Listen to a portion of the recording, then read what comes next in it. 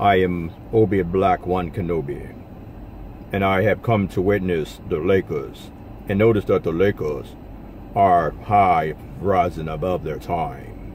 I come to help the Lakers, but I cannot help them if I do not understand their ways. The Lakers are so confusing to me. But I will go ahead and drink my Snickers. Do I drink it or do I eat it? Should we cut that or should we go back? Oh, I eat it. Oh, well, I shall eat my Snickers and drink my liquor. Do I got liquor or do I got water? Just go with it? Okay. Drink my liquor, and it will give me the understanding and the meditation of what the Lakers are seeing in the future. I don't know what the hell's going on. What's up, people? It's your man, Urban Lover, live and direct from the Urbmobile. Going to make this real quick. The Lakers play the Washington Wizards, man. Listen, I want them to lose, but goddamn, it feel good to win. I ain't gonna lie to y'all. Be quiet, DeAndre Page. I don't want to hear your dang on mouth. But it felt good for them to win, man, especially watching KCP and JaVale McGee, especially KCP because everybody been eating KCP up since the beginning of the season. And I've been supporting KCP, and one thing about me, I critique players, but I'm not going to bash them. And I know what KCP can bring to the table if you get the playing time, man. And you understand, like I tell people, we're dealing with a society where a lot of people run off their emotions. You know what I'm saying? You got to make sure we understand that. So when somebody's sitting back watching, or just a business, you got to play regardless. First of all, you got to put your foot in their shoes and understand why they act and why they react in certain ways. JaVale McGee, a lot of people blame it on his pneumonia. Listen, after the pneumonia, he was still playing bad for a while. A lot of it had to do with Luke Walton, him and Luke Walton bumping heads, and Luke Walton cutting his minutes and bringing him off the bench. After a while, you were like, you know what? I came here to start. This is what they told me. Now instead I'm on the bench and playing behind a third string. You know what I'm saying? Nabika wasn't. He was the third string at the point in time. That's who he wound up being the main center until they traded him. And he just felt some way. He just wasn't playing like JaVale McGee. He was playing like the Shaq and the Fool McGee. And now that, Ivica's gone, and I guess LeBron must have talked to them guys and said, look, man, let's just make a push at the end of the season and just try to see what we can do. And that's what you're seeing now, because KCP has been on fire these last 3 games, but he did the same thing last year. But he's looking good to me. And also on top of that, I like the idea that he's finally starting him, giving him the minutes, because he looked way better than Bullock. And I told y'all guys before that it was not right for Bullock to come right in and start over KCP. That's like a disrespectful type of flow to a man that been there for the last 2 years, making $14 million, and you put him on the bench. And I think that was just wrong. Especially the fact that Josh Hart was hurt the whole season. He should have been shut down, and Lonzo Ball situation. So KCP should have been the freaking shooting guard from the door.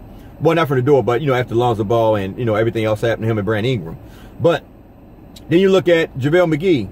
I call him the retro center, man, because he played like somebody from the 80s, man. And the way he's been playing these last 3 games, like, that shows when you show respect to your players and you allow them to play according to how they like to play, it benefits them more. The point is about just being happy. That game, they looked happy. They looked excited. You know what I mean? They were having fun. The Lakers ain't having fun in it so much because they were letting the media and everybody else beat them down. Instead of just going out there playing your game, just doing what you got to do, and it makes sense. But now, like, look at JaVale McGee. Getting 32 minutes the last 3 games.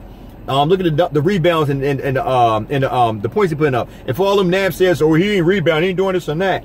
I told you guys, man. It all depends on how you feel, man. Like I told you, listen, players know what they can do. They know what they can do, but when you feel like you're disrespected, you're not going to give your all. You got all the foolishness that we had going on this season. From, like I said, with JaVale McGee, with Luke Walton situation, and then the rotation. So, yeah, he was messed up. Same with KCP. Name being thrown up in trade talks and all that. And on the situation of, a 1-year rental. They don't know what's going to happen after the season and all that. So you got to understand where these guys were coming from. But at the end of the day, man, it looked good. Right now, I'm at the point where I did say I'd rather for us to lose. But here's my thing, man. And I'm going to be honest with you guys. If the Lakers went out, I'm okay with it, man. Because it shows that what I've been saying from the door. They got a squad, man. The whole point is that people who don't watch the games just going to give their own synopsis of what they thought it was. Like the media. Oh, they got a bunch of trash players. No. Injuries. Then LeBron James doing what he's doing. Magic Johnson doing what he's doing. Luke Walton doing what he's doing. A lot of things happen all at once in one season. And it was just too much. And I'm like I said, that's why I kind of frustrated, because no matter how much I critique LeBron, I'm always going to be a supporter of LeBron because I respect him on and off the court.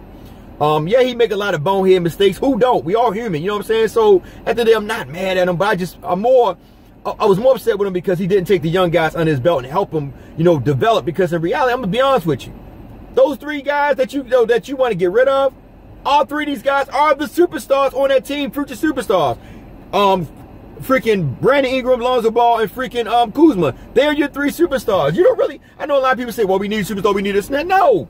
You got homegrown superstars right there, right before your face. You bring JaVale McGee back, you bring KCP back, probably Rondo if you don't mind coming off the bench, and then you bring shooters around them. You know, bring a backup center for JaVale McGee to give him some time, another physical player who probably can band at 3, like Mo Wagner. I like Mo Wagner as a backup. You know, if he get into the rotation and get more playing time, he'll be pretty good. He hustle. So I like that. But I would definitely put some shooters around it and roll with that what we got, man.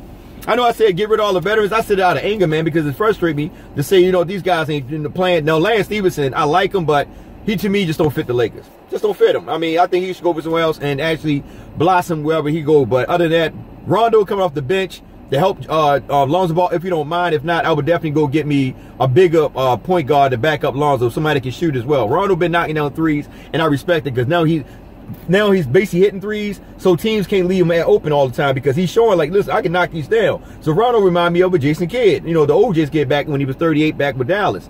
So he's knocking down threes. JaVale McGee playing the old retro type JaVale that we got at the beginning of the year. It's sad, but it goes to show, like I told y'all, Lou Walton is a veterans coach. If you notice with the veterans, he just coached better because he got people like LeBron and Rondo to help him coach when they're on the floor. You know, to tell people where to get at in their position, all that. It makes Lou Walton coaching job much easier. But it's too late now. I think they're going to get rid of Luke. I think they're going to bring, I still think they'll go with Ty Lue. That's what I'm thinking. I think they'll go with Ty Lue. But then again, Genie might put a foot down and say, now I want to run with Luke one more year. We don't know. Only thing we hear is from the media. The media is the one that said that they're going to probably get rid of Luke. It's not the front office that's saying that. It's the media. Because they probably look and say, look, okay, let's look at everything as a whole. The injuries, the trades, you know, everything that happened within that year. They might say, you know what?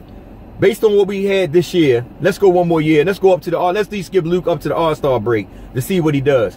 I'm just throwing it out there, man. I'm just letting y'all know what might happen. Brandon Beal, man, look good, man. He got his shots off, man. But at the end of the day, man, it's a team game. And if you ain't got nobody else really flowing with you, it's hard to win games. I mean, I know Wall is out and Dwight Howard is out, so they kind of fell off, man, like during the mid of the season. Dwight Howard been nursing an injury for a while, so you know it was just a missed opportunity for the Wizards. But it is what it is, man. But Lakers play tonight. Like I said, I think they play the Jazz tonight, man. I mean, hey, I'm gonna be honest with you, man. If they beat the Jazz, like I said, if they start winning these games, they went out, man. Hey, I ain't got nothing to say, man. You know, like I said, I don't mind them, you know, losing to get a draft pick, but if we keep these young players, I'm just saying, if we keep these young players, and LeBron is guaranteed, so I ain't worried about him, but we keep these young players, the 3 I named. Josh Hart, you know, if they trade him, that's cool. If not, I can ride with him. But like I said, the name 3 I just named, you know, Kuzma, Ingram, and freaking Ball. If they keep these 3 players, keep JaVale and probably Rondo, and then get some shooters around them, and even Mo Wagner, like I said, Mo Wagner's okay, but you know, get some shooters around them, some more physical, defensive-minded type players. The Lakers, man, I'm gonna tell y'all, I told y'all, man. The injuries, the free throws, you know, and then with the trade rumors, bullcrap, man, that's what kind of hurt us, man. And I don't want to make it as an excuse because I still think they could play, but I think that it was just too much, man. I think that LeBron James, that AD trade thing is really what hurt everything. Because even when LeBron came back, those guys still wasn't on the same shit with LeBron. But once LeBron probably, I guess he might have had a talk with them guys or whatever, because you notice they're playing pretty good together as a team now. So they must have talked to them. LeBron probably said, look, man, regardless of what happened, man, y'all got to remember that at the end of the year, at the end of the season, you know, people are going to be looking at you. And if you're not producing, you might not get opportunity to play in the NBA. You know, NBA, you know, is an opportunity where you might miss out. So in retrospect to that, you got to think about what's going on and what's transpiring. But, hey, listen, I know I was saying I want them to lose, man, but I can't lie, man. I mean, I'm sitting there, hey, man, I was excited, man, to see them guys play the way they played against the Wizards, man. So I'm hoping they do the same thing against the Jazz, man. Hey, I'm there, baby. I know I feel like, you know, I feel like a hypocrite, but hey, I ain't gonna lie.